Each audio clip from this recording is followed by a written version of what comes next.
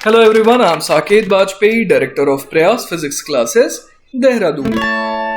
Welcome students, welcome to the 7th lecture of Current Electricity.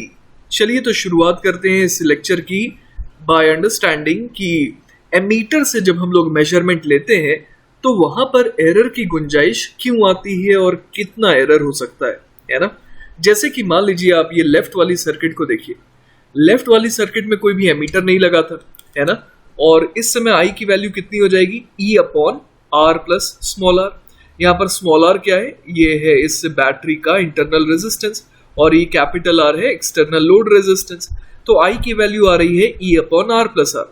लेकिन जब हम लोग एमीटर को सर्किट में लगा देते हैं in order to measure the current, तो एक्चुअली आई जो है वैल्यू जो शुरुआत में थी ना, वो एक्चुअली अब रहती नहीं है। अब आई की वैल्यू चेंज हो जाती है किसमें, आई डैश में। और चलिए एक बार आई डैश निकालने की कोशिश करते हैं कि कितना आएगा। आप ही मुझे बताइए कि आई डैश कितना आएगा। इस सर्किट में टोटल ईएमएफ कितना है, ई है, और सारे के सारे रेजिस्टेंसेस जो है वो तो सीरीज में दिखाई दे रहे हैं, जिसमें कि एक एक्स्ट्रा रेजिस्टेंस कौन सा आ गया, एमीटर का। तो हम लोग टोटल रेजिस्टेंस इस बार कितना कह देंगे, हम लोग टोटल रेजिस्टेंस कह देंगे R plus R A plus small R, है ना। और पहले कितना था करंट, पहले करंट था E upon R plus R. तो ऑब्वियस है कि इसमें एक टर्म का एडिशन हुआ है डिनोमिनेटर में, मतलब डिनोमिनेटर क्या हो जा रहा है, डिनोमिनेटर बड़ा हो जा रहा है, जिसके कारण ओवरऑल जो टर्म है वो क्या हो जा रहा है, वो छोटा हो जा रहा है। इसका मतलब आई डैश जो है वो क्या आ रहा है, लेस देन आई। मतलब कि जो मेजर्ड वैल्यू ऑफ करंट है वो एक्चुअल करंट की वैल्यू से क्या आ रही है, कम आ रही है। क्लियर हुई ये बात।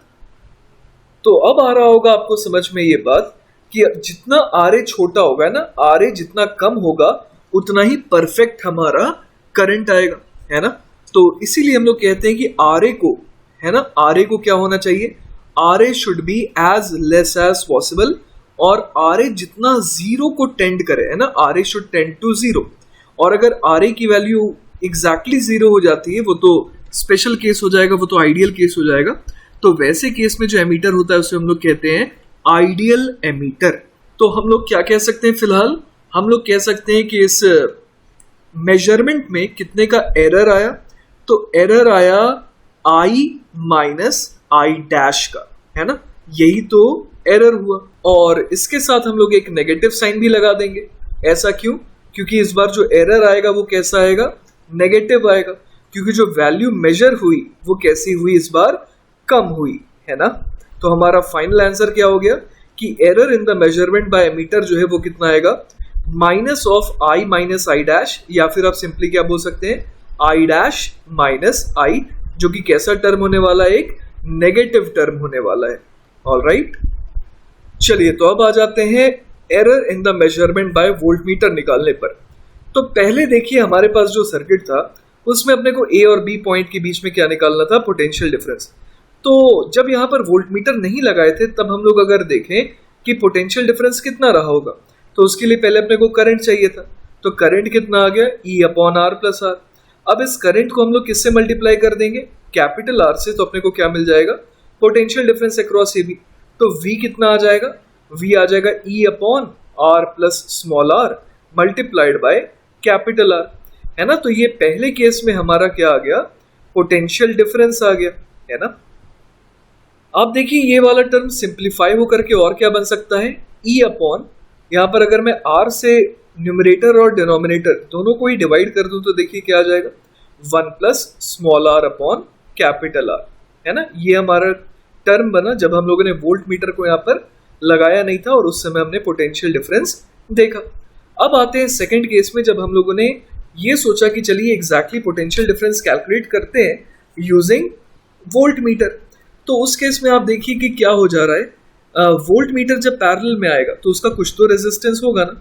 तो हम लोग उसके रेजिस्टेंस को क्या बोल देते हैं, आर वी बोल देते हैं, ठीक है।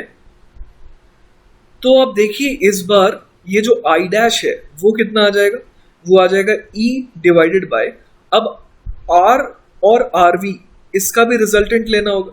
तो चलिए आर और आर वी के रिजल्टेंट को हम लोग क्या बोल देते हैं, यहाँ पर आर डैश बोल देते हैं।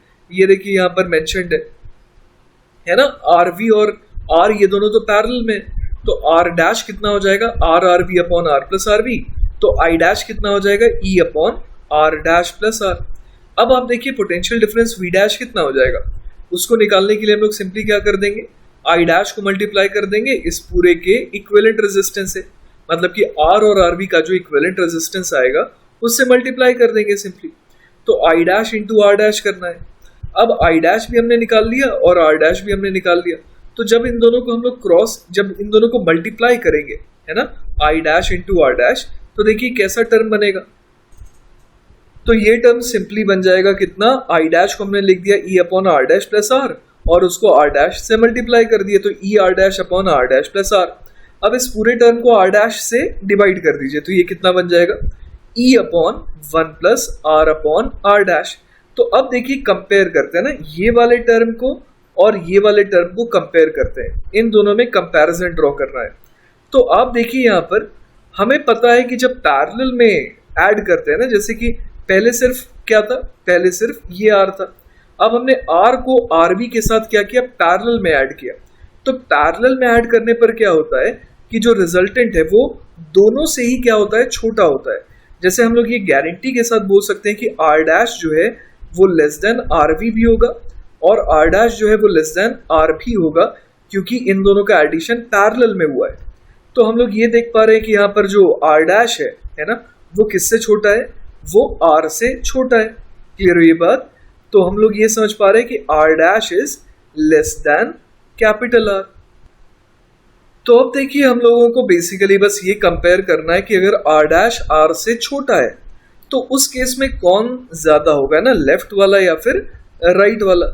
लेफ्ट वाला जो है वो बिना वोल्ट मीटर के और राइट वाला जो है वो वोल्ट मीटर के साथ है। तो आप देखिए यहाँ पर आर बड़ा है ना, आर बड़ा है तो ये वाला टर्म बड़ा हो गया, है ना। तो आर अपॉन आर क्या हो गया, आर अपॉन आर जो है वो छोटा हो गया। अब देखिए डिनोमिनेटर ओवरऑल जो है वो छोटा हो गया, तो ओवरऑल फ्रैक्शन जो है वो क्या हो जाएगा, वो बड़ा हो जाएगा। इसका मतलब लेफ्ट साइड जो है वो क्या है, ज्यादा है as compare to right side. इसका मतलब कि जो पोटेंशियल डिफरेंस V था वो क्या था, वो ज्यादा था as compare to V dash, जो हम लोग मेजर कर रहे हैं विथ वोल्ट मीटर, है ना। तो इसका मतलब वोल्ट मीटर से जब हम लोग रीडिंग लेते हैं तो पोटेंशियल डिफरेंस जो आता है वो क्या आता है, एक्चुअल से थोड़ा कम आता है। तो आपको बात समझ में आ रही होगी कि दिक्कत आई क्यों। दिक्कत इसलिए आई क्योंकि कुछ करंट जो है वो इधर चला गया, है ना। अगर आरवी जो है resistance of the volt meter वो अगर टेंडिंग टू इन्फिनिटी होता तो यहाँ पर कोई करंट जाता ही नहीं, और इक्विवेलेंट रेजिस्टेंस आर और आरवी का कितना आता, आर के ही बराबर आता।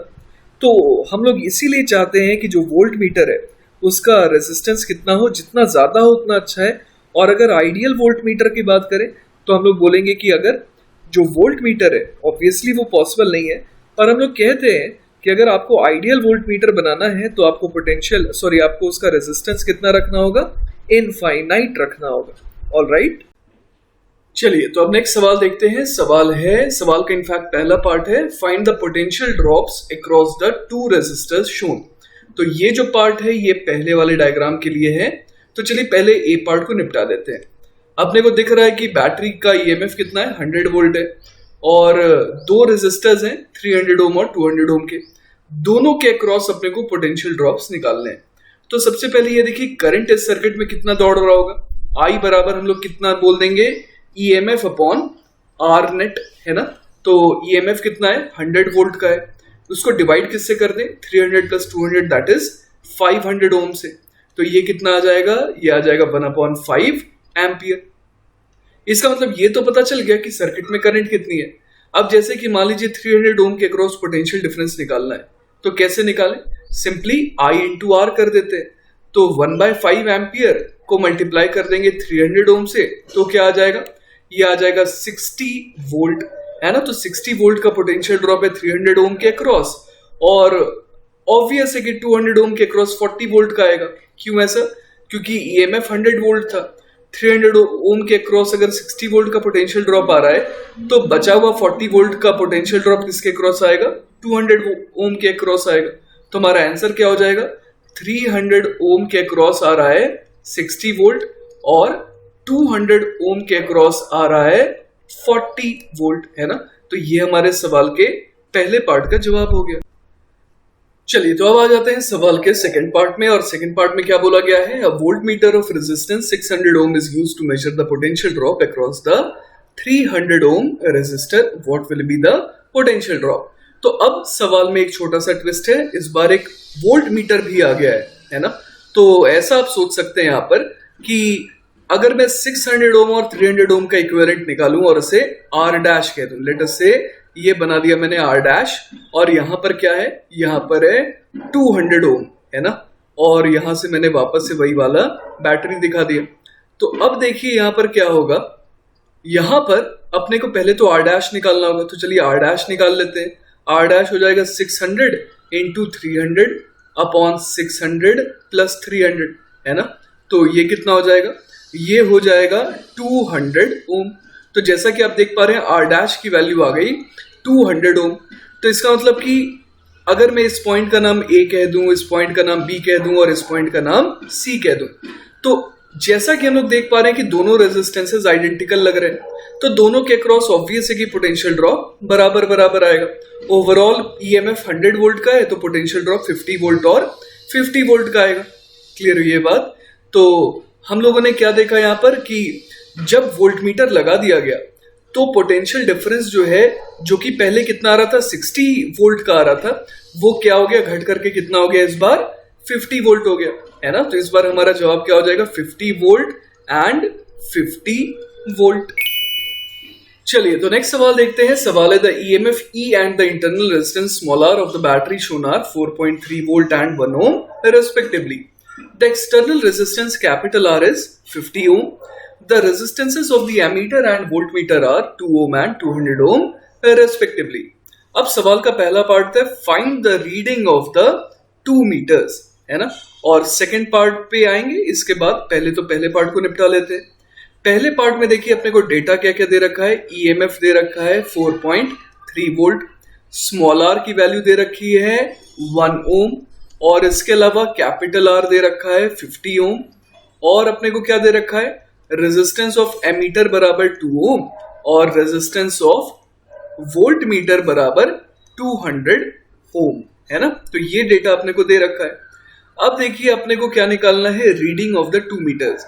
मतलब कि सबसे पहले तो देखिए कि यहाँ पर अपने को एक सर्किट है ना, ये एक सर्किट है जिसमें करंट फ्लो कर रहा है, और एक ये भी, इसमें भी करंट फ्लो कर रहा है ना, क्योंकि इस वोल्ट मीटर को देखिए आप, ये वोल्ट मीटर आइडियल तो है नहीं, इसका इनफाइनाइट रेजिस्टेंस तो है नहीं कि इस स्विंग में करंट नहीं जाएगा, तो इसमें भी करंट बटेगा।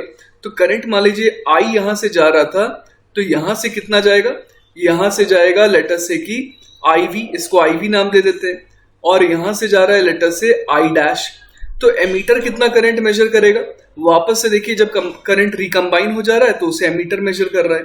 तो अपने को बेसिकली I निकालना है, और क्या निकालना है, और निकालना है V, है ना, potential difference across the volt meter निकालना है। तो चलिए ट्राई करते हैं यहाँ पर कैसे किया जाए। यहाँ पर हम लोग देख सकते हैं कि ये R और ये वोल्ट मीटर, ये दोनों किस में है, पैरेलल में। तो सबसे पहले अगर मैं सर्किट को सिंप्लीफाई करने का सोचूं तो मुझे क्या करना चाहिए, मुझे यहाँ पर लिख देना चाहिए R डैश, है ना, और आगे क्या लिख देना चाहिए, और मुझे यहाँ लिख देना चाहिए RA। अब R डैश कितना हो जाएगा, R डैश हो जाएगा R into RV upon R plus RV, है ना। तो यहां से देखिए अपने पास R डैश कितना आ जाएगा, R है 50, RV है 200, तो 50 इंटू 200 अपॉन 250 हो जाएगा ये, तो 55 और ये 5 40। तो R डैश की तो वैल्यू आ गई चलिए 40 ओम, और RA कितना है, RA दिया हुआ है 2 ओम, और स्मॉल r कितना दिया हुआ है, वो दिया हुआ है 1 ओम, और EMF दिया हुआ है 4.3 वोल्ट। तो अब आप देखिए डेटा इतना प्यारा दिया हुआ है कि करंट बहुत सिंपली आ जाएगा हमारे पास, है ना। करंट जो है I जो बैटरी से निकल रहा है वो कितना है, I बराबर EMF 4.3 volt divided by 40 plus 2 plus 1 43। तो ये कितना आ गया, ये आ गया 0.1 एम्पियर। तो पहले केस में जो एमीटर रीड करेगा, है ना, एमीटर रीड करेगा कितना, 0.1 एम्पियर। अब देखते हैं कि ये जो वोल्ट मीटर है वो कितना मेजर कर रहा है। तो वोल्ट मीटर बेसिकली इसका नाम ए दे देते हैं और इसका नाम बी दे देते हैं। तो ये ए और बी पॉइंट के बीच में पोटेंशियल डिफरेंस मेजर कर रहा है। तो ए और बी के अक्रॉस आप देखिए कि नेट करंट कितना जा रहा है, आई जा रहा है, और इक्विवेलेंट रेजिस्टेंस कितना आ गया, आर डैश आ गया। तो आई इंटू आर डैश हमारा जवाब हो जाएगा। तो चलिए करके देखते हैं, आई इंटू आर डैश, यही हमारे लिए वी हो जाएगा। तो आई हमने निकाली रखा था 0.1, इसको मल्टीप्लाई किससे करते हैं, आर डैश से, जो कि हमने निकाला था 40। तो ये कितना आ गया हमारे पास, 4 वोल्ट, है ना। तो ये हमारा जवाब हो गया सेकंड पार्ट का। चलिए तो अब आ जाते हैं सवाल के सेकंड पार्ट में, बी पार्ट में। उसमें बोला गया है the switch is thrown to the other side, what will be the readings of the 2 meters now. तो चलिए इसका नया डायग्राम बना लेते हैं। तो देखिए स्विच को जब हम लोग इधर ले गए ना, यहाँ पर ऐसे ले गए, तो ये डायग्राम कुछ ऐसा दिखाई देने लगा, है ना। तो अब अपने को एमीटर और वोल्ट मीटर की रीडिंग बतानी है। तो अब देखिए यहाँ पर क्या हो जाएगा, ये जो आर है और जो ये एमीटर है, ये दोनों अब किस में आ गए, सीरीज में आ गए, है ना। तो आर और एमीटर सीरीज में आ गए और उसके साथ ये वोल्ट मीटर किस में आ गया, पैरेलल में आ गया। तो चलिए सबसे पहले तो इस बार हम लोग आई निकालने की कोशिश करते हैं। तो आई की वैल्यू कितनी आ जाएगी, आई की वैल्यू आ जाएगी यहाँ पर total EMF upon R equivalent, है ना। अब आर इक्विवेलेंट निकालने के लिए क्या करें, आप डायग्राम को देखिए जरा। इसमें सबसे पहले आर और ए, फिर आर और ए और वी, और फिर ये कॉम्बिनेशन विद स्मॉल आर, इसको निपटाते हैं, है ना। तो चलिए आर और ए का रिजल्टेंट कितना आ जाएगा, आर तो था हमारा कितना, आइए एक बार चेक कर लेते हैं। आर हमारे पास था 50 ओम और एमीटर की रेजिस्टेंस थी 2 ओम। तो ये दोनों मिलकर के कितने हो गए, 50 + 2 52 ओम। और 52 ओम के साथ ये जो वोल्ट मीटर है ये पैरेलल में है, जो कि कितना रेजिस्टेंस है उसका 200 है। तो आर डैश है ना, इस पूरे के इक्विवेलेंट को मैं कितना बोल दे रहा हूं, आर डैश। तो आर डैश कितना आ जाएगा, वो आ जाएगा 52 × 200 अपॉन 52 + 200। देखते हैं ये कितना आ जाएगा, ये आ जा रहा है 41.2 ओम, है ना। इसकी वैल्यू मैंने अभी अभी चेक करी, तो ये 41.2 ओम के बराबर आ रहा है। अब इसमें और क्या ऐड करेंगे, ये जो बैटरी का इंटरनल रेजिस्टेंस है, और बैटरी का इंटरनल रेजिस्टेंस स्मॉल आर कितना दिया हुआ है, वो दिया हुआ है अपने को सिर्फ और सिर्फ 1 ओम, है ना। तो ये यहाँ पर कितना हो जाएगा, टोटल आर इक्विवेलेंट आ जाएगा 42.2 ओम। क्लियर हुई ये बात। तो हमारे पास यहाँ से आई कितना आ जाएगा, आई आ जाएगा हमारे पास, ईएमएफ अपने को दिया हुआ था 4.3 वोल्ट, और उसको डिवाइड कर देंगे किससे, 42.2 से। तो देखते हैं ये कितना आ जाता है, तो ये आ जा रहा है 0.101 एम्पियर, है ना। बहुत स्लाइट फर्क है, लेकिन एक जरा सा फर्क तो है ही। अब देखते हैं क्या निकालना था अपने को इन दोनों रीडिंग्स की वैल्यू बतानी थी, है ना। तो सबसे पहले आप देखिए कि अगर मैं आई को मल्टीप्लाई कर दूं किससे, आर डैश से, तो वो मुझे वोल्ट मीटर की रीडिंग बताएगा। क्योंकि अगर इस पॉइंट को मैं ए बोल रहा हूं और इस पॉइंट को बी बोल रहा हूं, तो ओवरऑल करंट ए और बी के बीच में कितना आ रहा है, आई आ रहा है, और ओवरऑल रेजिस्टेंस कितना है, आर डैश है। तो आई इंटू आर डैश मुझे क्या दे देगा, वोल्ट मीटर की रीडिंग, है ना।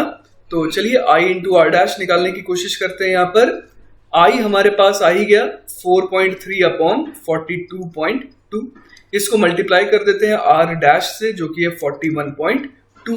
तो देखते हैं ये वैल्यू कितनी आती है, ये वैल्यू आएगी एक्चुअली वोल्ट मीटर की रीडिंग। तो ये वैल्यू जो है ऑलमोस्ट आ जा रही है 4.2 वोल्ट के बराबर, है ना, इतनी आ जा रही है। तो वोल्ट मीटर की रीडिंग तो अपने निकाल ली। अब एक और चीज अपने को निकालनी थी, एमीटर की रीडिंग, है ना। तो एमीटर की रीडिंग अगर निकालनी है तो अपने को ये चेक करना होगा कि आखिर इस ब्रांच में कितना करंट जा रहा है। क्लियर है ये बात। तो जो करंट आई था वो एक्चुअली 2 पार्ट में डिवाइड हो रहा है, एक कह लीजिए आई वी जो वोल्ट मीटर में जा रहा है, और एक कह लेते हैं आई ए जो एमीटर में जा रहा है। तो अब यहां पर देखना है कि करंट का डिस्ट्रीब्यूशन किस तरीके से होगा। तो जो ऊपर वाला विंग है ना, उसका रेजिस्टेंस कितना है, उसका रेजिस्टेंस है R प्लस ए, मतलब कि 52 ओम, और नीचे वाले का रेजिस्टेंस कितना है, 200 ओम है। तो बेसिकली I जो है वो डिवाइड होगा इस बार। तो चलिए देखते हैं किस तरीके से डिस्ट्रीब्यूशन होगा। चलिए तो मैं बिल्कुल बेसिक से आपको करके दिखाता हूं। IA into 52 will be equal to IV into 200 और IA प्लस IV बराबर I। ऐसा क्यों मैंने कहा? क्योंकि आप देखिए A से B का potential drop IA into R plus A भी हो सकता है या फिर IV इंटू RV भी हो सकता है, बात तो एक ही है। और I क्या है? IV plus IA। तो चलिए इसको सॉल्व कर लेते हैं। यहां से अपने को निकालना क्या था? बेसिकली IA निकालना था, है ना। तो हम लोग क्या बोल देंगे यहाँ पर? IA into 52 is equal to IV के बदले क्या लिख दें? IV के बदले लिख देते हैं I minus IA multiplied by 200, है ना।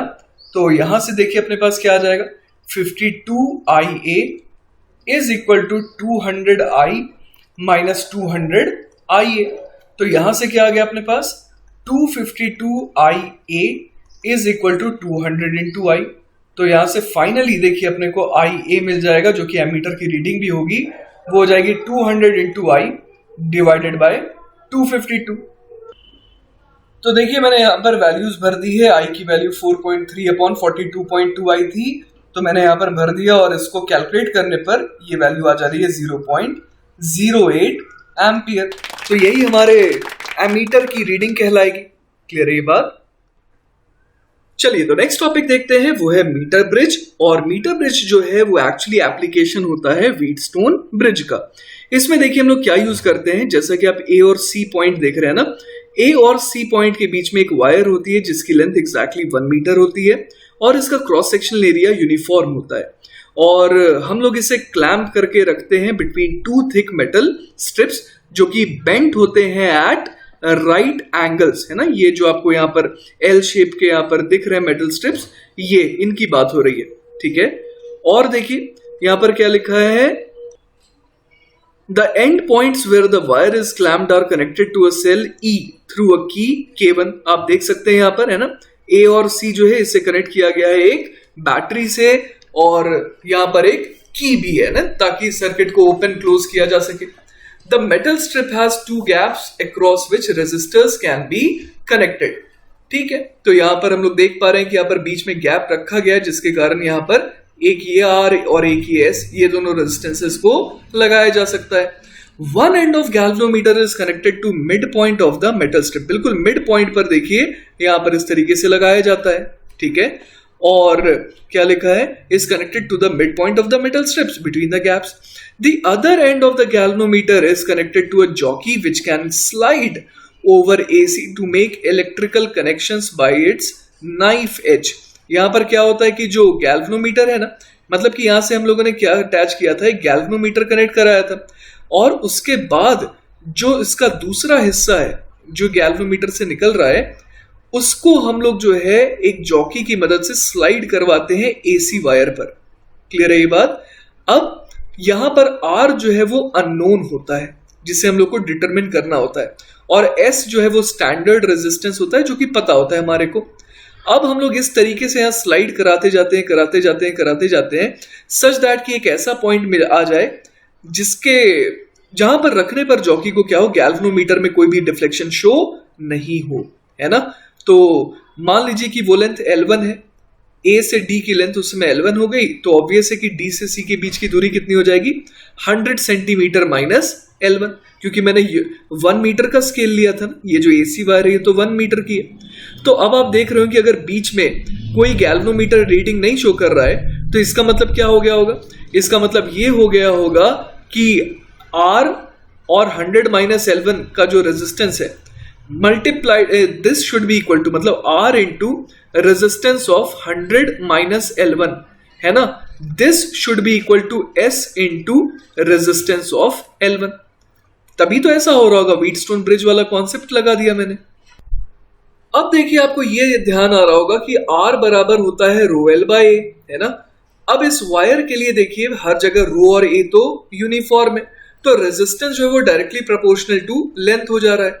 तो यहां पर जो R ऑफ 100 माइनस L1 है और R ऑफ L1 है, ये दोनों किसके प्रोपोर्शनल है, लेंथ के ही तो प्रोपोर्शनल होगा।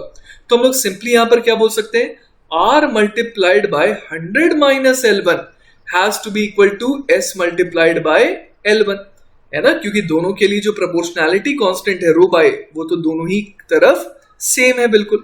तो इस तरीके से आप देखिए कि हम लोग ए और डी के बीच की दूरी तो मेजर कर ही सकते हैं और डी और सी के बीच की भी दूरी मेजर कर सकते हैं। एस अपने को पता ही है क्योंकि वो स्टैंडर्ड रेजिस्टेंस है, तो आर हमारे को बड़े आराम से मिल जाता है। तो बेसिकली यही एप्लीकेशन है मीटर ब्रिज का।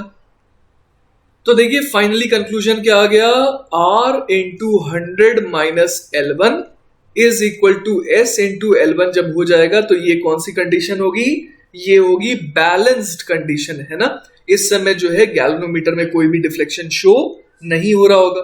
अच्छा यहां से और क्या आ जाएगा, R upon S is equal to कितना आ जाएगा, L1 अपॉन 100 माइनस L1। अब मैं थोड़ी देर के लिए 100 माइनस L1 को चलिए L2 कह देता हूं, मतलब L1 अपॉन L2 हो गया। तो R अपॉन S है ना, R अपॉन S अपने पास कितना आ गया, L1 अपॉन L2 आ गया। तो यहां से देखिए हम लोग क्या बोल सकते हैं, delta R upon R is equal to क्या हो जाएगा, इज इक्वल टू ये जो डेल्टा R अपॉन R है ये मैंने क्या लिखा, ये मैंने रिलेटिव एरर लिखा। अब S तो पूरी तरीके से नोन है तो S में तो कोई एरर नहीं आएगा, तो एरर किस में आएगा, L1 और L2 में, क्योंकि वो तो मेजर्ड वैल्यूज है ना। तो डेल्टा R बाय R को हम लोग यहां पर क्या लिख सकते हैं, delta L1 upon L1 plus delta L2 upon L2। लेकिन आप देखिए डेल्टा L1 और डेल्टा L2 तो बराबर है। क्यों बराबर है भाई, ये दोनों इसलिए बराबर है क्योंकि आपने दोनों को मेजर तो सेम डिवाइस से करा है। तो इसीलिए मैं डेल्टा L1 और डेल्टा L2 है ना, जो कि लीस्ट काउंट एरर होंगे, उनको मैं सिंपली डेल्टा L लिख देता हूं। तो यहां से क्या आ जाएगा मेरे पास, delta R upon R is equal to delta L common आ गया और अंदर क्या बच गया, 1 upon L1 plus 1 upon L2, जो कि सिंपली क्या बन जाएगा, जो कि सिंपली बन जाएगा L1 plus L2 upon L1 into L2। Clear है ये बात। अब आप देखिए यहां पर हम लोग बड़े आराम से देख सकते हैं कि जो एरर है ना, जो रिलेटिव एरर है रेजिस्टेंस में, उसको मिनिमाइज कैसे किया जा सकता है, उसको मिनिमाइज किया जा सकता है अगर हम लोग जो बैलेंस पॉइंट है उसे कहां पर ले जाएं, मिडल ऑफ द ब्रिज पर। मतलब कि जब L1 और L2 दोनों ही लगभग कितने के बराबर हो जाए, 50 सेंटीमीटर के अराउंड हो जाए, और उसके लिए हम लोग S की वैल्यू को इस तरीके से चुनते हैं। तो देखिए ऐसा क्यों मैं कह रहा हूं कि बिल्कुल मिड पॉइंट पर होना चाहिए, जो कि आप इस एक्सप्रेशन को देखिए। इस एक्सप्रेशन को जब आप देख रहे हैं तो आपको यह समझ में आ रहा है कि डेल्टा L तो फिक्स है, वो तो उस इंस्ट्रूमेंट पे डिपेंड कर रहा है जिससे आप मेजरमेंट ले रहे हैं। L1 प्लस L2 क्या है, L1 प्लस L2 तो 100 सेंटीमीटर है। तो बेसिकली जो रिलेटिव एरर है डेल्टा R अपॉन R, वो किस पे डिपेंड कर रहा है, प्रोडक्ट ऑफ L1 L2 पे, है ना। तो 1 अपॉन L1 L2 पे delta R upon R basically depend कर रहा है। अब आप देखिए कि L1 L2 ये जो प्रोडक्ट है, इसको क्या करना होगा, इसको करना होगा मैक्सिमाइज, है ना। इसे मैक्सिमाइज करना होगा ताकि डेल्टा R बाय R क्या हो जाए, मिनिमाइज, है ना, कम से कम एरर आएगा इसमें। तो अब हमें यह पता है कि L1 प्लस L2 लगभग 100 सेंटीमीटर है। तो दो चीजों का सम अगर कांस्टेंट है और दोनों के प्रोडक्ट को मैक्सिमाइज करना है, तो हमें पता है कि L1 को क्या होना पड़ेगा, उस केस में L2 होना पड़ेगा। और एक ही उपाय है, L1 बराबर L2 बराबर 50 सेंटीमीटर होना पड़ेगा, है ना। तो अगर ऐसा हमने समझ लिया तो हमें क्या समझ में आ रहा है कि जो बैलेंस पॉइंट है वो कहाँ रहे तो मेजरमेंट ज्यादा प्रिसाइज होगी। जो बैलेंस पॉइंट है वो जितना बीचों बीच रहे उतना अच्छा है, और उसी के हिसाब से हम लोग स्टैंडर्ड रेजिस्टेंस को चुनते हैं। तो चलिए इसी बात को मैंने यहां पर मेंशन कर दिया है कि hence it can be seen that the percentage error in R can be minimized by adjusting the balance point near the middle of the bridge, that is when L1 is close to 50 centimetre. और उसके लिए अपने को क्या make sure करना होगा कि S की हम लोग एक सूटेबल वैल्यू चुने। ऑलराइट, चलिए तो apparatus तो हम लोगों ने देख लिया बच्चों मीटर ब्रिज का, लेकिन उसमें एक करेक्शन भी हमें करना चाहिए, है ना। क्योंकि देखिए कोई भी रियल एक्सपेरिमेंट अगर कर रहे हैं तो उसमें एरर की संभावना तो होती ही है। जैसे कि यहां पर देखिए बच्चों क्या होता है ना कि ये जो AC वायर है ना, ये जो यूनिट लेंथ की वायर होती है, इसको एक्चुअली यहां पर A पर और C पर, है ना, ऐसे लपेट दिया जाता है इस तरीके से। तो जिसके कारण क्या होता है, देखिए the shifting of the scale at the end points, क्यों, क्योंकि some extra length comes at points A and C। तो जिसके कारण क्या होता है कि अब आप देखिए कि ए से लेकर के डी के रेजिस्टेंस में हम लोग सिर्फ L1 को नहीं लेंगे, थोड़ा सा और यहां पर रेजिस्टेंस और आ जाता है। उसी तरीके से डी से सी के बीच में रेजिस्टेंस सिर्फ 100 माइनस L1 लेंथ के कारण नहीं आएगा, थोड़ा सा और एक्स्ट्रा रेजिस्टेंस यहां पर आ जाता है क्योंकि यहां पर भी लपेटा जाता है, तो उसके कारण थोड़ा बहुत तो इधर उधर होता ही है। तो इसीलिए हमें L1 और L2 लेंथ को थोड़ा और कंसिडर करना चाहिए।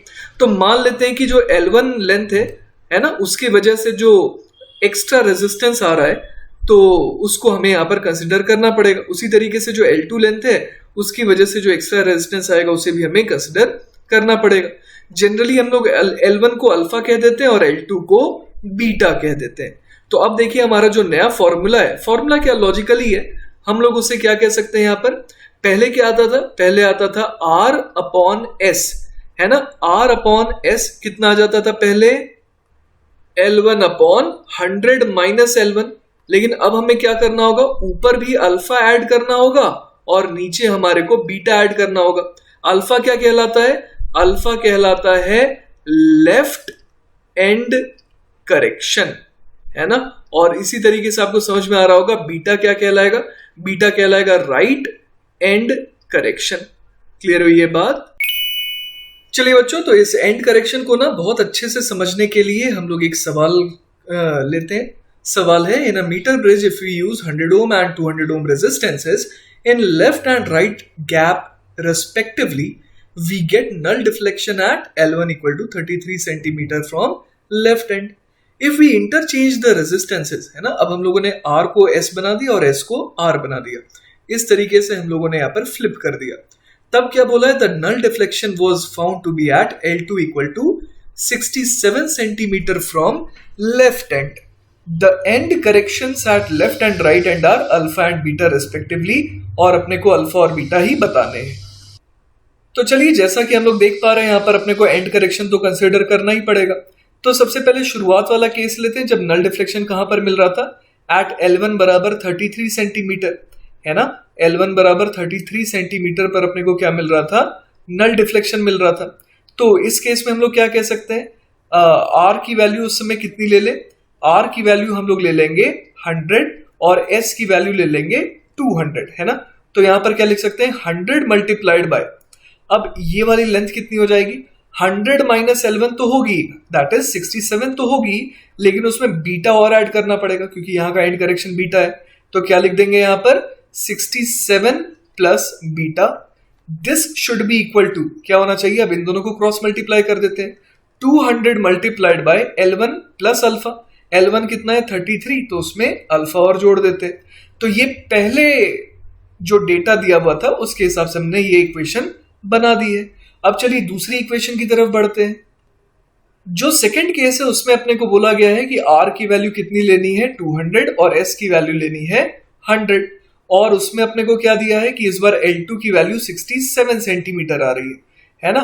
L2 की वैल्यू 67 सेंटीमीटर आ रही है, मतलब फिर से L1 कितना आ रहा है, सॉरी इस बार L2 जो है ना, L2 इन्होंने किसे कह दिया है, L2 कह दिया है कि जो नया L1 है ना उससे इन्होंने L2 कह दिया है। क्लियर है ये बात। तो इस बार जो L1 की नई वैल्यू है जिसे हम लोग L2 कह रहे हैं वो कितना है 67 सेंटीमीटर। तो इस बार हम लोग क्या लिख दें, 100 इंटू 67 प्लस अल्फा, क्योंकि लेफ्ट हैंड करेक्शन तो लेफ्ट हैंड करेक्शन है, वो तो चेंज नहीं होगा। This should be equal to 200 multiplied by, इस बार क्या लिख दें, जो राइट वाला पार्ट है वो आ जाएगा 33 प्लस बीटा, है ना। तो यहां से देखिए अपने पास क्या दो इक्वेशन आ गई है ना। अब दो इक्वेशन आ गई और यहां से अपने को क्या निकालना है, अल्फा और बीटा निकालना है। तो देखिए 0 0 0 0 यहां से कैंसिल आउट हो गए, तो एक इक्वेशन आ गई 67 plus beta is equal to 66 plus 2 alpha, है ना। और दूसरी इक्वेशन में भी 0 0 घटा देते हैं, तो ये कितना हो जाएगा 67 plus alpha is equal to 66 plus 2 beta, है ना। तो चलिए अब इन दोनों को सॉल्व कैसे करें, तो सॉल्व करने का एक बड़ा आसान तरीका दिख रहा है कि नीचे वाली इक्वेशन को 2 से मल्टीप्लाई कर देते हैं। तो क्या हो जाएगा, तो अपने पास जो इक्वेशन आ जाएगी वो जाएगी 2 7 14 134 plus 2 alpha is equal to, ये हो जाएगा 132 प्लस 4 बीटा, है ना। इसमें से इसमें क्या कर देंगे हम लोग, पहली वाली जो इक्वेशन थी उसे ऐड कर देते, मतलब 67 plus beta is equal to 66 plus 2 alpha. अगर ऐड कर देंगे तो आप देखिए 2 अल्फा इधर भी है, 2 अल्फा इधर भी है, ये कैंसिल आउट हो जाएगा। तो क्या बच जाएगा अपने पास? अपने पास देखिए आ जा रहा है 134 plus 67, 134 plus 67 plus beta is equal to 132 plus 66 plus 4 beta. तो यहां पर देख लेते हैं कितने का फर्क आ जाएगा, फर्क आ जाएगा 3 का। तो 3 इज इक्वल टू 3 बीटा, तो बीटा की वैल्यू कितनी आ गई? बीटा की वैल्यू आ गई 1, है ना। और बीटा आ गया अपना एक तरीके से 1 सेंटीमीटर। और किसी भी एक इक्वेशन को उठाते हैं, उसमें से अल्फा निकालते हैं, जैसे कि 67 प्लस बीटा बराबर 66 प्लस 2 अल्फा, है ना। तो 67 प्लस बीटा बराबर 66 प्लस 2 अल्फा कर देते हैं। तो बीटा कितना है? 1 है, तो ये 68 हो गया, ये 66 था, तो 2 अल्फा बराबर 2 आ गया। तो यहां से अल्फा की भी वैल्यू 1 सेंटीमीटर आ गई। तो हमारा फाइनल जवाब क्या हो जाएगा? Alpha is equal to 1 centimetre and beta is also equal to 1 centimetre. चलिए, तो अब हम लोग पहुंच गए हैं आज के लेक्चर के एक बहुत इंपॉर्टेंट सेगमेंट पर, जिसमें हम लोग डील करेंगे विद पोटेंशियोमीटर। पोटेंशियोमीटर क्या होता है? It is a device which does not draw any current and still measures the potential difference. अभी देखेंगे कि एग्जैक्ट क्या होता है इसमें, पर हाँ ये जरूर है कि वोल्ट मीटर में दिक्कत कहां पर आती थी, क्योंकि वो कुछ ना कुछ करंट तो खींच लेता था, लेकिन पोटेंशियोमीटर बिना करंट खींचे वो पोटेंशियल डिफरेंस का मेजरमेंट दे देता है। और इसीलिए इसको हम लोग कहते हैं आइडियल वोल्ट मीटर भी, है ना, क्योंकि जो काम एक आइडियल वोल्ट मीटर करता, अगर वो एग्जिस्ट कर पाता, तो वही काम एक्चुअली कौन कर देता है? पोटेंशियोमीटर कर देता है। अब बेसिकली इसमें एक बहुत इंपॉर्टेंट चीज होती है जो कि कहलाती है ड्राइविंग सर्किट, है ना। ये जो पूरा का पूरा सर्किट है इसे कहते हैं ड्राइविंग सर्किट, जिसका काम क्या होता है? उसका काम होता है इस AB वायर में, जो कि लगभग 5 से 10 मीटर लॉन्ग होती है, उसमें एक कांस्टेंट करंट I भेजना, है ना। बेसिकली उसका ये पर्पस होता है। अब यहां पर आप देख पा रहे हो कि एक वेरिएबल रेजिस्टेंस है, यहाँ पर की है ना, और यहाँ पर एक बैटरी है। ऑब्वियसली बैटरी होना पड़ेगा जिसके कारण करंट यहाँ पर जाए। क्लियर है ये बात? तो अब चलिए, अब हम लोग सोचते हैं कि इसका यूज कैसे करते हैं। देखिए, मैं आपको एकदम ऐसा तरीका बताऊंगा जिससे आपको पोटेंशियोमीटर बहुत प्यारा लगने लगेगा। बस ध्यान से अब जो मैं बोलने वाला हूं वो सुनिएगा। मान लीजिए कि आपको A और B पॉइंट के बीच में पोटेंशियल डिफरेंस निकालना है ना। What do we want to do? We want to measure potential difference between small a and small b। और ये जो small a and small b है ना, ये किसी सर्किट का हिस्सा है, सच दैट कि यहाँ पर लेटर से कि कोई करंट का नाम अभी नहीं देते, कुछ करंट मान लीजिए फ्लो कर रहा है ना, और अपने को निकालना है इसके क्रॉस पोटेंशियल डिफरेंस। तो हम लोग क्या करेंगे? यूजिंग पोटेंशियोमीटर हम लोग ये काम करेंगे। आइए देखते हैं कैसे। तो देखिए, मैंने किस तरीके से जिस सर्किट में पोटेंशियल डिफरेंस निकालना है ना, ऊपर वाली सर्किट और जो हमारे जो नीचे वाली जो पोटेंशियोमीटर की सर्किट है, इन दोनों को किस तरीके से मैंने कनेक्ट करा है। तो आप देख सकते हैं ड्राइविंग सर्किट के ए पॉइंट को, है ना, ए और बी के बीच में क्या है? ए पॉइंट और बी पॉइंट के बीच में ही तो ये पोटेंशियोमीटर वायर है ना। तो ए पॉइंट को मैंने कनेक्ट कर दिया इस पॉइंट पर, है ना, स्मॉल ए पॉइंट से मैंने डिनोट कर दिया उस लोकेशन को। और दूसरे सिरे, है ना, जो बी पॉइंट है, जिन स्मॉल ए और स्मॉल बी के अक्रॉस मुझे, मेरा मकसद क्या है? मेरा मकसद है स्मॉल ए और स्मॉल बी के बीच में पोटेंशियल डिफरेंस निकालना। तो मैंने स्मॉल बी से क्या किया? एक वायर निकाला, गैल्वेनोमीटर अटैच किया, और यहां से एक जॉकी से मैंने क्या किया कि इस ए बी वायर के अलॉन्ग में इस जॉकी को मूव करा रहा हूं। और मुझे तलाश है ऐसे पी पॉइंट की सच दैट कि गैल्वेनोमीटर क्या करे? गैल्वेनोमीटर नल डिफ्लेक्शन शो करे। मतलब कि कोई एक ऐसा लोकेशन तो होगा इस ए बी वायर में जिसे हम लोग पॉइंट पी कह रहे हैं, सच दैट कि गैल्वेनोमीटर कितना डिफ्लेक्शन शो करे? 0 डिफ्लेक्शन, है ना, नल डिफ्लेक्शन शो करे। चलिए, तो जो मैंने कहा उसे लिख लेते हैं कि हम लोग कब की बात कर रहे हैं? When G is equal to 0, है ना। मतलब कि गैल्वेनोमीटर क्या शो कर रहा है? Null deflection, that is no deflection in galvanometer, है ना, गैल्वेनोमीटर। तो ये बात तब की हो रही है when there is no deflection in galvanometer. अब आप देखिए कि हो क्या रहा होगा। यहां पर ऐसा हो रहा होगा कि इस सर्किट में अपना करंट फ्लो कर रहा है, जो कि कैपिटल ए से स्मॉल ए की तरफ नहीं जा सकता है और स्मॉल बी से पी की तरफ भी नहीं जा सकता है। अच्छा ये आप बताइए मुझे कि मैंने तो सिर्फ ये कहा कि गैल्वेनोमीटर में कोई भी करंट नहीं शो हो रहा है, तो ए से स्मॉल ए की तरफ कोई करंट क्यों नहीं जा रहा है? भाई आप ऐसे सोचिए कि ये मेरा ड्राइविंग सर्किट है ना, और उसमें मुझे दिख रहा है कि यहां से कोई करंट तो जा नहीं रहा है गैल्वेनोमीटर के थ्रू। तो अब रास्ता यहां से एक ही है करंट के बाहर जाने का। अगर इस ड्राइविंग सर्किट से करंट बाहर जाएगा तो आना भी तो पड़ेगा उतना ही, क्योंकि बैटरी से जितना करंट निकलता है उतना ही इसके अंदर एंटर भी करना पड़ेगा।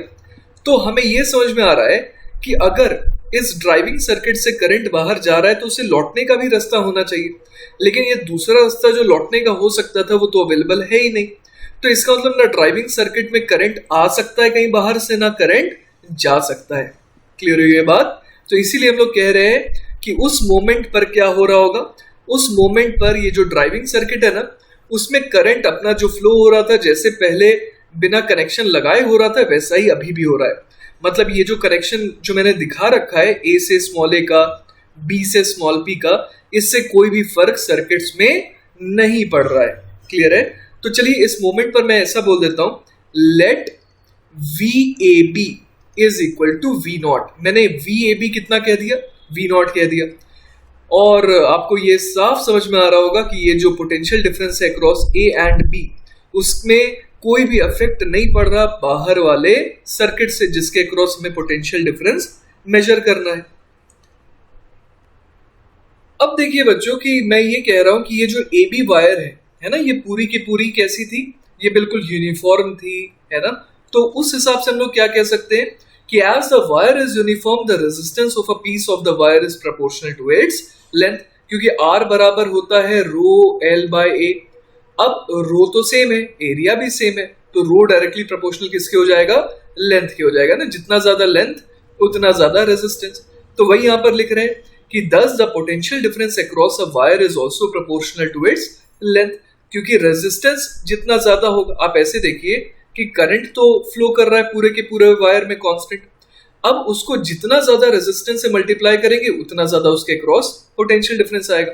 The more the length, the more the resistance, the more the potential difference.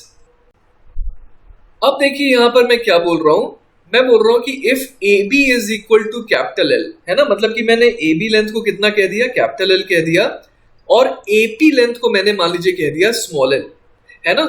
जब पी पॉइंट पर चौकी है तो गैल्वेनोमीटर जीरो डिफ्लेक्शन शो कर रहा है। अब ये जो VAP है ना, पोटेंशियल डिफरेंस, जो AP है ना, इस A से लेकर के P के बीच में आ रहा है पोटेंशियल ड्रॉप, उसे मैंने VAP कह दिया, जिसकी वैल्यू लेटर से कि V है। ये कितना हो जाएगा? ये हो जाना चाहिए V naught multiplied by small L upon capital L. क्यों कह रहा हूं मैं ऐसा? आप देख सकते हैं यहां पर कि यहां पर I into total resistance of AB है ना, I into total resistance of A B, इसको हम लोग कितना कह दे रहे हैं? इसको हम लोग कह दे रहे हैं वी नॉट। तो आई इंटू टोटल रेजिस्टेंस ऑफ ए से लेकर के पी तक, उसे ही तो मैंने वी कहा, तो आप दोनों को डिवाइड कर दीजिए। तो जब दोनों को डिवाइड कर देंगे तो क्या आ जाएगा? आपके पास आ जाएगा R A B upon R A P is equal to V naught upon V. और अपने को v चाहिए था, तो v बराबर कितना आ जाएगा? आइए देखते हैं। v बराबर आ जाएगा v naught multiplied by R A P upon R A B. लेकिन मुझे पता है कि R A P upon R A B किसके बराबर आ जाएगा? A P upon A B के, क्योंकि यूनिफॉर्म वायर है। तो यहां से क्या आ गया? v बराबर v naught A P upon A B, और ए पी को मैंने स्मॉल एल कहा और ए बी को मैंने कैपिटल एल कहा, तो ये कितना आ जाएगा? v naught multiplied by small L upon capital L. तो अब तक हमने देखा कि VAP को जिसे मैंने V कहा है वो कितना आ गया? V not small L upon capital L. और मैं एक और बात कह सकता हूं कि ये और किसके बराबर आएगा? ये potential difference across small a और स्मॉल बी, ये भी आ जाएगा। आइए देखते हैं कैसे। आप इस सर्किट को देखिए, है ना, इस सर्किट को जब आप देख पा रहे होंगे तो A और B के अक्रॉस उतना ही पोटेंशियल डिफरेंस होगा जितना कैपिटल ए और P के अक्रॉस है। तभी तो हम लोगों ने जब कनेक्शन किया यहां पर तो कोई भी करंट फ्लो नहीं कर रहा है। समझ में आ रही है बात? और एक और तरीका है देखने का, कैपिटल ए और स्मॉल ए के बीच में आप पहुंचिए। कैपिटल ए से स्मॉल ए के बीच में जब आप जा रहे हैं तो कोई ऐसा एलिमेंट है ही नहीं जिसके कारण पोटेंशियल ड्रॉप आए। जैसे कैपिटल ए और स्मॉल ए के बीच में जो वायर है इसमें कोई करंट फ्लो नहीं कर रहा है, तो पोटेंशियल डिफरेंस नहीं आ सकता है, मतलब कि VA is equal to V small a. और इसी तरीके से हम लोग क्या बोल सकते हैं, VP is equal to V small b, क्योंकि P से लेकर के B तक जब मैं पहुंचा तो कोई भी ऐसा एलिमेंट नहीं था जिसके कारण पोटेंशियल में ड्रॉप आए, है ना, या फिर राइज आए, क्योंकि यहाँ पर कोई करंट तो फ्लो ही नहीं कर रहा है। तो बच्चों मैं आपको याद दिला दूं कि हम लोगों का मोटिव क्या था। हमारा मोटिव था VAB निकालना, जो कि कितना आ गया, V not small L upon capital L. लेकिन आपको लग रहा होगा कि आंसर आ गया, लेकिन आंसर आया नहीं है, क्योंकि अपने को V नॉट अभी भी अननोन है। स्मॉल एल और कैपिटल एल तो चलिए हम लोग मेजर कर लेंगे, लेकिन V नॉट अभी भी अननोन है। तो अब अपना प्रोसेस चालू होगा टू फाइंड V नॉट। चलिए बच्चों, तो अब V नॉट मेजर करने की बारी आई है ना, तभी तो हम लोग वहां पर VAB निकाल सकते हैं ना, potential difference across small A and small B. तो उसके लिए देखिए हम लोग क्या तरीका अपनाते हैं। हम लोग एक स्टैंडर्ड सेल यूज करते हैं, मतलब स्टैंडर्ड सेल बोले तो उसका EMF जो है हमें पता है ना। अब देखिए हम लोग क्या करते हैं, इस तरीके से कनेक्शन करते हैं और एक नया बैलेंस पॉइंट ढूंढते हैं, और सच दैट कि AP की वैल्यू कितनी आ गई, लेटर से L नॉट आ गई। तो अब आप देखिए कि A और P के अक्रॉस पोटेंशियल डिफरेंस कितने का आएगा, उतना ही आएगा जितना कि इस स्टैंडर्ड सेल का EMF होगा। क्योंकि आप ये देख सकते हैं कि ये जो बैटरी हमने चुनी है ना, इसमें कोई करंट तो फ्लो नहीं कर रहा है, क्योंकि गैल्वेनोमीटर नल डिफ्लेक्शन शो कर रहा है। तो हम लोगों ने ये पढ़ा था कि चाहे कैसी भी बैटरी हो, आइडियल हो चाहे नॉन आइडियल हो, उसके अक्रॉस पोटेंशियल डिफरेंस EMF के बराबर आएगा अगर उससे कोई भी करंट फ्लो नहीं कर रहा है। तो उसी बात का हम लोग यहाँ पर इस्तेमाल कर रहे हैं, है ना। तो देखिए कहाँ की बात कहाँ पर यूज में आ रही है, क्लियर है। तो ये तो पता चल गया कि A और P के बीच में पोटेंशियल डिफरेंस कितने के बराबर आएगा, EMF के बराबर आएगा। और हम लोगों ने वही सर्किट लिया है ना, तो इसलिए A B के अक्रॉस पोटेंशियल डिफरेंस वही V नॉट है, और साथ ही साथ A और B की लेंथ, A और B के बीच में जो वायर है उसकी लेंथ कितनी है, कैपिटल L है। तो हम लोग फिर से क्या बोल सकते हैं कि आखिर potential difference across A and P वो कितना आ जाएगा, V not upon L into L not, है ना, जैसे हम लोगों ने पिछली बार निकाला था। तो यहां से देखिए इसको हम लोगों ने EMF के बराबर कर दिया, तो यहां से देखिए V नॉट अपने पास कितना आ गया, V नॉट आ गया EMF multiplied by capital L upon L not. अब देखिए यहां पर कोई भी ऐसी चीज नहीं है जो हम लोग मेजर नहीं कर सकते या फिर पता नहीं है। जैसे कि EMF हमें ऑलरेडी मालूम था, कैपिटल L हम लोगों ने मेजर कर रखा है, और L नॉट हम लोग मेजर कर लेंगे, तो इससे V नॉट आ गया। तो V नॉट को फाइंड आउट करने के इस तरीके को हम लोग कहते हैं कैलिब्रेशन ऑफ द पोटेंशियोमीटर, है ना, कैलिब्रेशन ऑफ द पोटेंशियोमीटर, है ना। इस तरीके से हम लोग इसका नाम देते हैं कि ये कैलिब्रेशन है ना, पोटेंशियोमीटर, है ना। तो यहां से अपने पास V नॉट आ गया, बस अब तो कहानी खत्म ही हो गई। हमें ऑलरेडी क्या मालूम था, हमें मालूम था कि VAB जो अपने को चाहिए था, याद है अपने को चाहिए था VAB, वो कितना था, वो था V not small L upon capital L. और अब V नॉट की वैल्यू यहां भर देते हैं, E capital L upon L not, और इसको मल्टीप्लाई कर देते हैं L अपॉन कैपिटल L से, तो ये कितना आ गया, E small L upon L not. तो बेसिकली जो अपने को चाहिए था VAB वो कितना आ गया, EMF इंटू स्मॉल एल, मतलब ये शुरुआत में जो बैलेंसिंग पॉइंट आया था, और डिवाइडेड बाय L नॉट, मतलब जो स्टैंडर्ड सेल रखे तब जो बैलेंसिंग लेंथ आई, है ना। तो ये हमारा जवाब हो गया। तो कुछ इस तरीके से हम लोग भाई निकाल सकते हैं। तो बच्चों इतने छोटे से देर की पढ़ाई में हम लोगों ने ऑलमोस्ट पोटेंशियोमीटर समझ ही लिया पूरा का पूरा। अब कुछ नया समझने को नहीं है, पर हाँ उसके कुछ एप्लीकेशन को हम लोग देख सकते हैं। और जैसे कि देखिए एक इसका एप्लीकेशन है comparison of EMFs of two batteries. जितना हम लोगों ने पढ़ा उसके हिसाब से हम लोग आराम से बता सकते हैं। देखिए मान लीजिए कि अपने को दो बैटरीज के EMF में कंपैरिजन करना है ना। तो जैसे कि अभी अभी जो हम लोगों ने देखा था उसमें हम लोगों ने क्या यूज किया था, एक स्टैंडर्ड सेल यूज किया था। इस बार एक कोई बैटरी यूज करते हैं जिसका EMF हमें नहीं पता है, तो लेट अस से कि इसका EMF E1 है ना। तो हम लोग यहाँ पर E1 की वैल्यू कितने के बराबर लिख सकते हैं, V naught multiplied by small L1 upon capital L। अभी अभी तो यही हम लोगों ने डिराइव करा ना, तो ये हम लोग लिख सकते हैं किसके लिए, पहले वाले बैटरी के लिए, जहां पर स्मॉल L1 क्या है, उसका बैलेंसिंग पॉइंट है, बैलेंसिंग लेंथ है, ऐसा कह सकते हैं। अब मान लीजिए कि एक और बैटरी है जिसको कंपेयर करना है आपको इसके साथ, तो आप क्या लिख देंगे उसके लिए, आप E2 बराबर लिख देंगे V नॉट इंटू उसकी जो नई बैलेंसिंग लेंथ है लेट अस से L2, अपॉन कैपिटल एल। तो ये हमारे पास आ गया दूसरी इक्वेशन है ना, दूसरे वाले बैटरी के लिए। और ऐसा हम लोग क्यों लिख पा रहे हैं? क्योंकि यहाँ पर बैटरी के अक्रॉस कोई भी करंट फ्लो नहीं कर रहा है जब गैल्वेनोमीटर नल डिफ्लेक्शन शो हो रहा है ना। तो इस केस में बैटरी के across potential difference will be equal to EMF. और इस हिसाब से हम लोग क्या बोल सकते हैं, E1 अपॉन E2 कितना आ गया आप देख सकते हैं, V0 अपॉन L तो कैंसिल आउट ही हो जाएगा ना, तो ये आ जाएगा L1 अपॉन L2 के। कुछ भी याद रखने लायक चीज नहीं है, जब आए तब आप डिराइव कर लीजिए, छोटी सी तो चीज है यहाँ पर, है ना। तो इसमें सबसे बढ़िया चीज क्या है, सबसे मजेदार चीज कि नो कैलिब्रेशन नीडेड, है ना। यहाँ पर कैलिब्रेशन की देखिए जरूरत ही नहीं पड़ रही।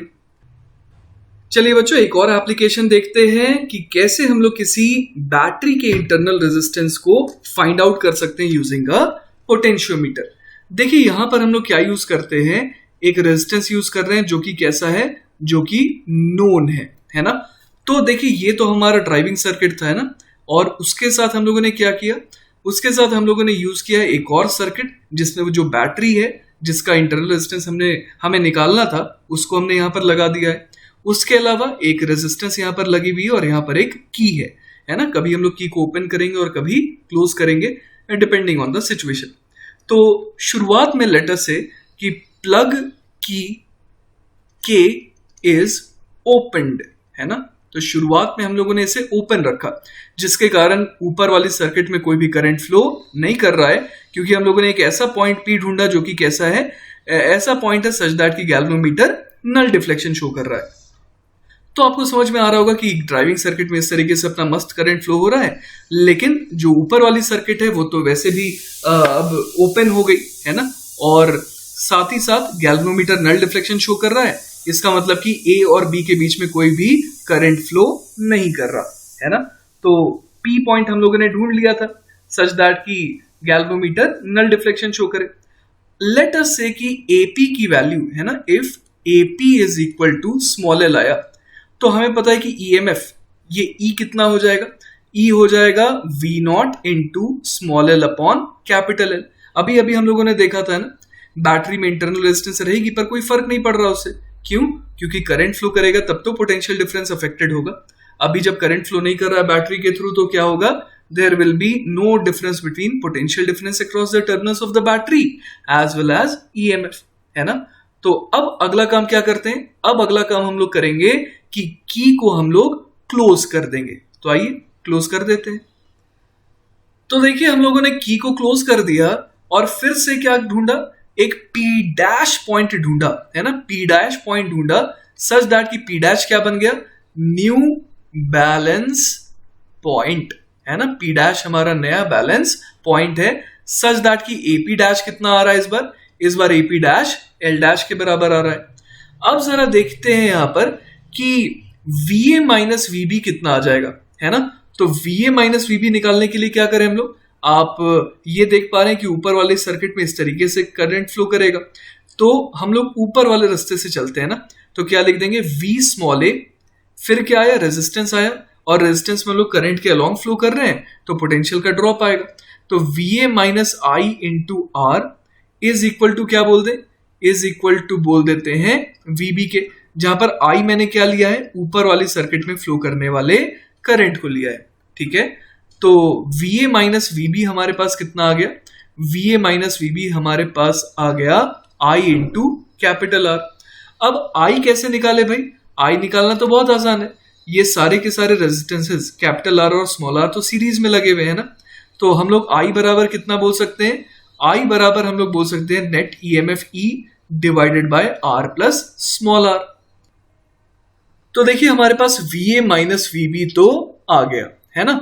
अब आप देखिए कि हम लोग कह सकते हैं चूंकि यहां बैलेंस पॉइंट था ये, तो V small a is equal to V capital A and V small b is equal to V P dash. तो इसका मतलब क्या हो गया, इसका मतलब ये हो गया कि VA minus VB has to be equal to VA minus VP dash. Clear है ये बात। तो जो VA माइनस VB हम लोग लिखे हैं उसको और क्या लिख सकते हैं, उसको लिख सकते हैं VA माइनस VP डैश। लेकिन VA माइनस VP डैश हमारे नीचे वाले सर्किट को देखें तो कितना आ जाएगा, वो आ जाएगा V naught multiplied bye L dash upon capital L, जहां पर V नॉट मैंने क्या कहा, वी नॉट मैंने कहा ए और कैपिटल बी के बीच में पोटेंशियल डिफरेंस है ना, और एल डैश क्या है, ए पी डैश लेंथ है, और कैपिटल एल क्या है, ए बी की लेंथ है। तो यहां से देखिए हम लोग क्या लिख सकते हैं, हम लोग बेसिकली इसे और इसे बराबर कर सकते हैं, है ना, ये दोनों बराबर हो जाएंगे।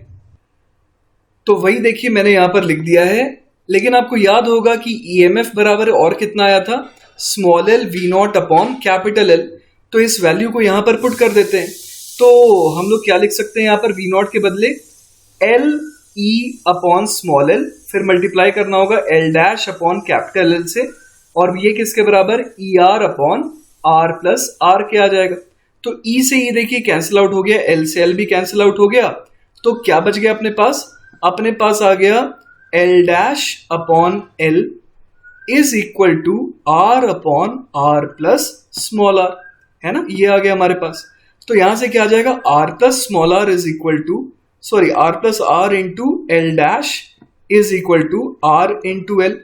तो यहां से क्या आ जाएगा अपने पास, यहां से आ जाएगा R into L dash plus small R into L dash is equal to capital R into L. तो अपने को चाहिए तो स्मॉल आर था, तो स्मॉल आर कितना आ जाएगा यहां से, R L minus R L dash divided by, कितने से डिवाइड करते हैं, एल डैश से। तो आप देख पा रहे हैं कि हमारे पास स्मॉल आर की फाइनल वैल्यू कितनी आ गई, R multiplied by L minus L dash divided by L dash. तो ये हमारा फाइनल आंसर आ गया। अगेन इसमें आपको याद रखने लायक कुछ भी नहीं है, आप इसको देख करके समझिए कि हम लोगों ने क्या किया, और इतने अच्छे से देखिए कि आपको हमेशा ये याद रहे। तो बच्चों पोटेंशियोमीटर में मेरा आपको यही एडवाइस है कि किसी चीज को रटे नहीं, मगअप नहीं करें, इतने ध्यान से देखें, इतने अच्छे से समझें कि वो ऑटोमेटिकली आपके दिमाग में बस जाए और ऑटोमेटिकली याद हो जाए, आपको एफर्ट नहीं लगाना पड़े। आपको पोटेंशियोमीटर में क्या क्या हम लोगों ने करा वो पूरा का पूरा अच्छे से कॉन्सेप्चुअली समझ में आना चाहिए, है ना। उसके बाद तो सवाल किसी भी तरीके का बनाया जा सकता है, लेकिन आपसे आसानी से हो जाएगा फिर। चलिए, तो कॉन्सेप्ट तो हम लोगों ने देख लिया पोटेंशियोमीटर का, अब सवाल करके ना और थोड़ा क्लैरिटी हासिल कर लेते हैं। A 6 volt battery of negligible internal resistance is connected across a uniform wire AB of length 100 centimeter. The positive terminal of another battery of EMF 4 volt and internal resistance 1 ohm is joined to the point A as shown. हाँ, ये रहा point A, है ना। अब क्या बोल रहा है, take the potential at B to be 0। इन्होंने कहा कि B के पोटेंशियल को कितना लेना है, 0 लेना है। क्लियर है ये बात। तो चलिए अब यहाँ पर देखते हैं कि क्या है, पहले पार्ट को पहले निपटाते हैं। What are the potentials at the points A and C। तो चलिए एक काम करते हैं, पहले तो ये निकालने की कोशिश करते हैं कि A और C का पोटेंशियल क्या क्या होगा, है ना। तो उसके लिए क्या करें भाई, हमें ये बोल दिया गया है कि आपको क्या लेना है, पोटेंशियल ऑफ पॉइंट B को कितना लेना है, 0 लेना है। तो चलिए पहले ऊपर वाले सर्किट को देखिए, उसमें मुझे ये साफ दिख रहा है कि करंट इस तरीके से फ्लो कर सकता है। दूसरा वाला सर्किट तो क्या है, ये तो C तो अभी हवा में हैंग कर रहा है, कहीं पर ज्वाइन नहीं हुआ है, तो इसीलिए नीचे तो कोई करंट फ्लो ही नहीं कर रहा। ऊपर जो सर्किट है उसमें करंट फ्लो करेगा और उसका सेंस इस तरीके से होगा, है ना। अब आप देखिए यहाँ पर कि A और B के बीच में कितना रेजिस्टेंस है, ये जो वायर है उसका रेजिस्टेंस कितना है। देखिए अपने को रेजिस्टेंस तो नहीं दिया ए बी वायर का, लेकिन एक चीज दिख रही है कि B से अगर मैं A तक पहुंचूं, है ना, तो मैं क्या लिखूंगा इक्वेशन, VB, फिर उसके बाद क्या आएगा, एक बैटरी आएगा जो कि ऑलमोस्ट आइडियली है ना, नेग्लिजिबल इंटरनल रेजिस्टेंस का है। तो क्या लिख देंगे, VB plus 6 volt is equal to VA। तो यहां से अपने पास क्या आ गया, VA की वैल्यू कितनी आ गई, 6 वोल्ट, क्योंकि VB को तो 0 लेने का है, तो VA हमारा आ गया 6 वोल्ट, है ना। उसके अलावा इन्होंने क्या पूछा था, इन्होंने पूछा था C का पोटेंशियल बताओ। तो A से हम लोग C की तरफ बढ़ते हैं, ठीक है। इसमें कोई करंट तो फ्लो नहीं कर रहा है A से C में, तो मैं क्या लिख सकता हूं, VA, उसके बाद पॉजिटिव से नेगेटिव टर्मिनल गए, मतलब कि -4 वोल्ट, रेजिस्टेंस है पर करंट नहीं है तो कोई फायदा नहीं हुआ, इज इक्वल टू VC। और VA हमारा कितना आ गया था, VA हमारा आ गया था 6 वोल्ट, तो 6 वोल्ट -4 वोल्ट, VC कितना आ गया, 2 वोल्ट, है ना। तो पहला पार्ट तो हम लोगों ने निपटा लिया। अब चलिए आ जाते हैं सेकेंड पार्ट पे। सेकेंड पार्ट में पूछा है, at what point D of the wire AB the potential is equal to the potential at C. मतलब कि पूछ रहा है कि कौन सा ऐसा पॉइंट होगा, कहां पर होगा वो डी पॉइंट, सच दैट कि उसका पोटेंशियल सी पॉइंट के पोटेंशियल के बराबर हो। हमने सी पॉइंट का पोटेंशियल निकाल रखा है 2 वोल्ट, तो डी पॉइंट का भी पोटेंशियल क्या होना पड़ेगा, 2 वोल्ट होना पड़ेगा, है ना। तो चलिए सोचते हैं, अपने को ए बी जो वायर दे रखी है ना वो 100 सेंटीमीटर लेंथ की दे रखी है। अब इसमें आप देखिए कि ओवरऑल पोटेंशियल ड्रॉप कितने का आ रहा है, ओवरऑल पोटेंशियल ड्रॉप 6 वोल्ट का आ रहा है। अब ए से डी तक में क्या बोला है कि पोटेंशियल ड्रॉप कितने का आना चाहिए, 4 वोल्ट का आना चाहिए। तभी तो 6 वोल्ट से पोटेंशियल उसका कितना हो जाएगा, गिर करके 2 वोल्ट हो जाएगा। क्लियर है ये बात। तो वैसे तो ओरली दिख रहा है, ओरली क्या दिख रहा है कि ए से डी जो है उसमें पोटेंशियल ड्रॉप कितने का आ रहा है, 4 वोल्ट का आ रहा है, और डी से बी में पोटेंशियल ड्रॉप सिर्फ 2 वोल्ट का आ रहा है। तो लेंथ भी उसी रेशियो में डिवाइड होना चाहिए, है ना। जैसे कि 4/6 इंटू 100 सेंटीमीटर, ये एक्चुअली हमारा एडी लेंथ होना चाहिए। क्यों मैंने ऐसा कहा उसको मैं एक बार और एक्सप्लेन कर देता हूं। आप तो ऐसे समझिए कि करंट मल्टीप्लाइड बाय, है ना, potential difference across A B, sorry I into multiplied by resistance of A B, है ना, ए से लेकर के बी तक, वो कितना आ रहा है, वो आ रहा है 6 वोल्ट का, यही तो दिया है। अब वही करंट फ्लो कर रहा है, और अगर मैं ए से डी तक की बात करूं, मतलब रेजिस्टेंस ऑफ ए डी अगर मैं बोलूं, तो वो कितना आ रहा है, वो 4 वोल्ट दिया हुआ है। तभी तो 4 वोल्ट का पोटेंशियल ड्रॉप आने से 2 वोल्ट हो गया इसका पोटेंशियल, है ना। तो हमें ये चीज समझ में आ गई है। अब देखिए जरा यहाँ पर, अगर मैं दोनों को डिवाइड कर दूं तो क्या आ जाएगा मेरे पास, आई से आई तो कैंसिल आउट हो जाएगा, और आर ए बी और आर ए डी का रेशियो जो है वो A B upon A D भी तो हो जाएगा, क्योंकि यूनिफॉर्म वायर है। तो इसको मैं A B upon A D भी लिख सकता हूं। तो A B is equal to कितना है, ए बी तो मुझे पता है कि कितना है, 100 सेंटीमीटर, और इसको ए डी से डिवाइड कर देते हैं। तो यहां से देखिए ए डी कितना आ गया, ए डी आ गया अपने पास 100 मल्टीप्लाइड बाय 4/6 सेंटीमीटर।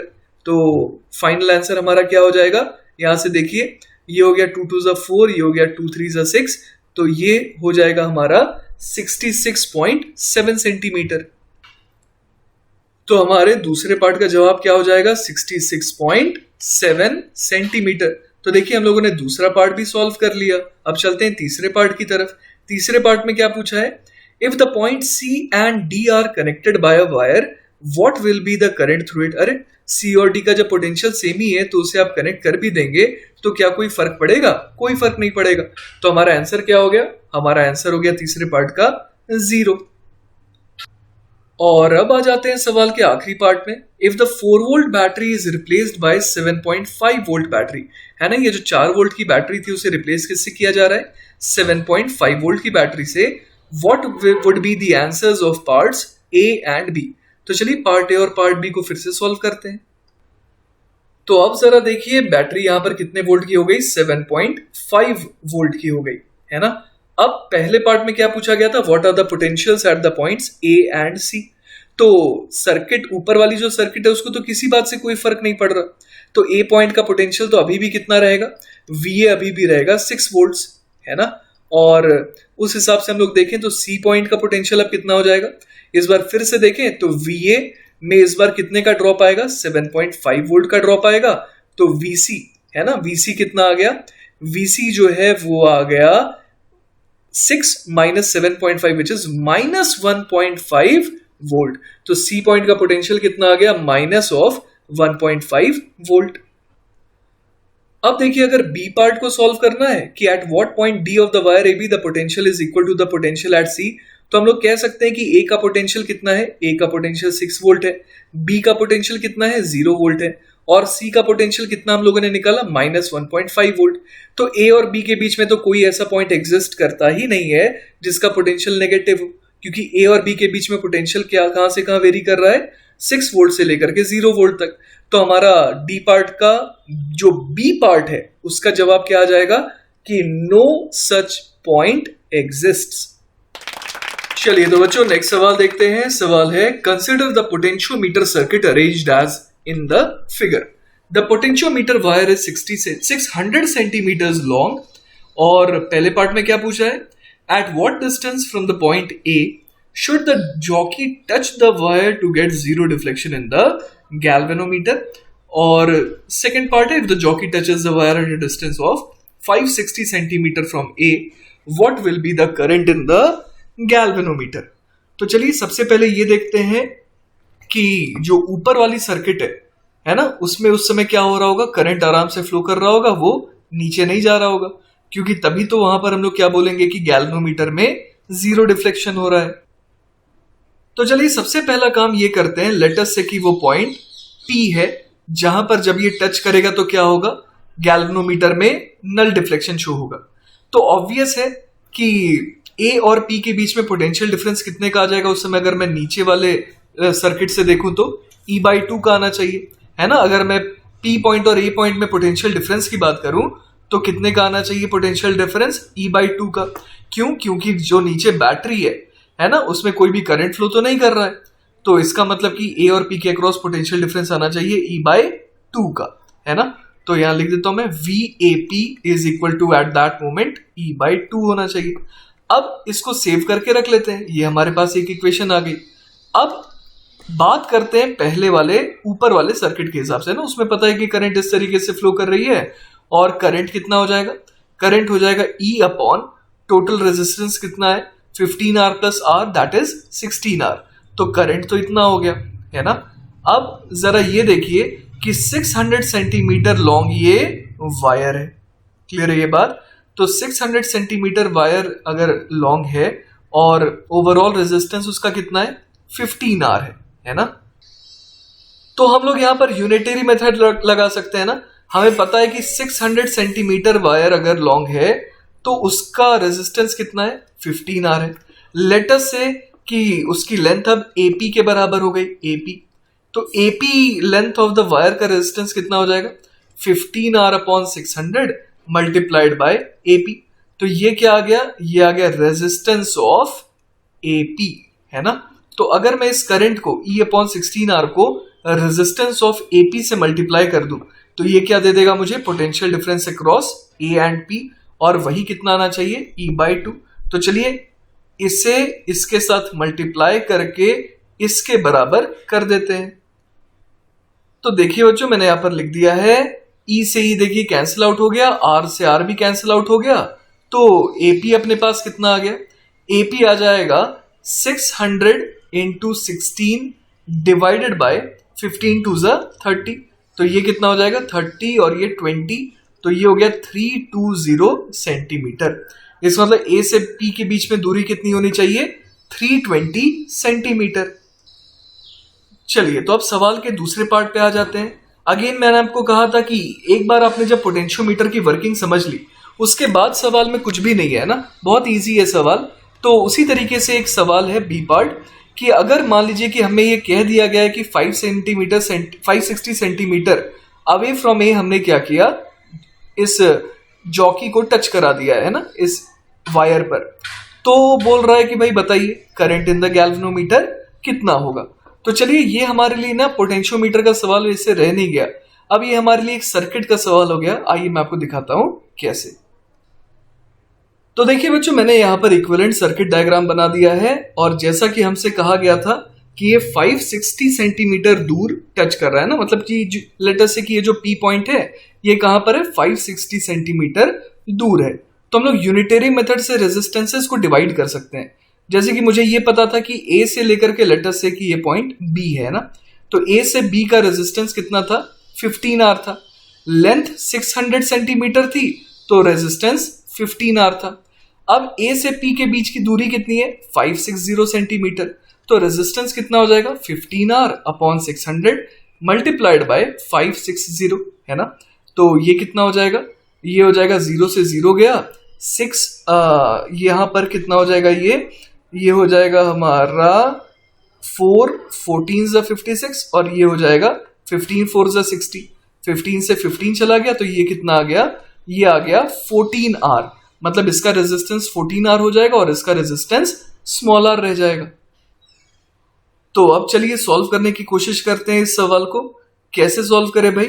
तो अगेन मेरे को ये याद आ रहा है कि हम लोगों ने एक तरीका पढ़ा था ग्रुपिंग ऑफ बैटरीज का, उसमें पैरेलल कॉम्बिनेशन। मुझे दिख रहा है कि A और P के बीच में एक ये बैटरी है, एक यहाँ पर ए और पी के बीच में एक और बैटरी मान सकते हैं जिसका ईएमएफ कितना है, जिसका ईएमएफ 0 है ना, और एक और बैटरी है जिसका ईएमएफ E/2 है। तो इस तरीके से करके हमारे को ए और पी के बीच में क्या मिल जाएगा, पोटेंशियल डिफरेंस मिल जाएगा, है ना। तो चलिए वो काम करते हैं। पहले ए और पी के बीच में, है ना, मैं यहाँ पर 3 बैटरीज पहले तो दिखा देता हूं। ये रही तीसरी बैटरी, है ना। अब इसका नाम ए है और इसका नाम पी है ना, ए और पी। तो ऊपर ईएमएफ कितना है, ई है, और रेजिस्टेंस आर और आर 2R हो गया। बीच में ईएमएफ 0 है और रेजिस्टेंस 14R हो गया। और बाहर वाले लूप में देखिए ईएमएफ E/2 है और रेजिस्टेंस स्मॉल r है।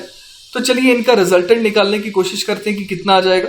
हमें पता है कि ई नेट कितना आता है, E1/R1 मतलब E/2R plus 0 plus E/2R whole divided by, कितने से डिवाइड करना है इसे, 1/2R plus 1/14R plus 1/R। तो चलिए देखते हैं ये कितना आ जाएगा हमारे पास। ये आ जाएगा ऊपर तो 2R एलसीएम हो गया, तो ये 2E/2R हो गया, है ना। और डिनोमिनेटर में क्या क्या आ जाएगा, डिनोमिनेटर में देखिए एलसीएम हमें लेना पड़ेगा 14R। 14R ले लिए तो ये हो गया 7 प्लस 1 8, 8 प्लस 14 ये तो हो गया 22। तो R से यहाँ पर देखिए R से R कट गया और क्या बच गया, 2 7 14। तो यहां से देखिए अपने पास नेट ईएमएफ कितना आ गया, 2E/22 इंटू 7, जो कि सिंप्लीफाई होकर के कितना हो जाएगा, 7E/11। तो इससे हम लोग को क्या मिल गया, आई ऊपर देखते हैं। अगर मैं P पॉइंट के पोटेंशियल को 0 कह दूं तो मुझे A पॉइंट का पोटेंशियल मिल गया। जैसे मैं P पॉइंट के पोटेंशियल को अगर 0 वोल्ट कह रहा हूं तो A पॉइंट का पोटेंशियल कितना आ गया, 7E/11 वोल्ट। क्लियर है ये बात। अब देखिए यहां पर मुझे क्या निकालना था, इस गैल्वेनोमीटर के थ्रू कितना करंट जा रहा है। तो चलिए हम लोग अब किरचॉफ्स लगाते हैं। तो P से मैं चूंकि जाने वाला हूं A की तरफ और करंट लेटर से कि मैंने इस डायरेक्शन में I मान ली, तो मैं क्या लिखूंगा यहाँ पर इक्वेशन, 0 क्योंकि पोटेंशियल ऑफ P 0 मैंने माना है, 0 फिर क्या होगा माइनस I इंटू R, फिर मैं क्या लिखूंगा, अब पोटेंशियल बढ़ेगा तो कितने से, E/2, this will be equal to 7E/11। तो देखिए यहां से अपने पास क्या आ जाएगा, यहां से अपने पास आ जाएगा I into R is equal to कितना हो जाएगा, ये E/2 माइनस 7E/11। तो इसको अगर सॉल्व करें तो यहाँ 22 डिनोमिनेटर में आ जाएगा, तो 11 माइनस 14 मतलब ये कितना हो गया, माइनस 3E। तो यहां से I कितना आ गया अपने पास, I आ गया माइनस 3E/22R। तो यहाँ पर माइनस साइन का मतलब क्या हुआ, मैंने करंट की डायरेक्शन ऐसी ले ली थी, तो इसका मतलब ये हो गया कि सचमुच में जो करंट फ्लो कर रहा है वो किस डायरेक्शन में फ्लो कर रहा है, वो कुछ इस तरीके से फ्लो कर रहा है ना, इस सेंस में फ्लो कर रहा है। तो हमने क्या देखा कि गैल्वेनोमीटर में करंट किस तरीके से फ्लो कर रहा है, ए से पी की तरफ फ्लो कर रहा है और उसका मैग्नीट्यूड कितना है, 3E/22R। So this is our answer. चलिए बच्चों, तो आज के लेक्चर का आखिरी सवाल देखते हैं। सवाल है ऑन मीटर ब्रिज, है ना, और सवाल है, in an experiment to determine an unknown resistance a 100 centimeter long resistance wire is used.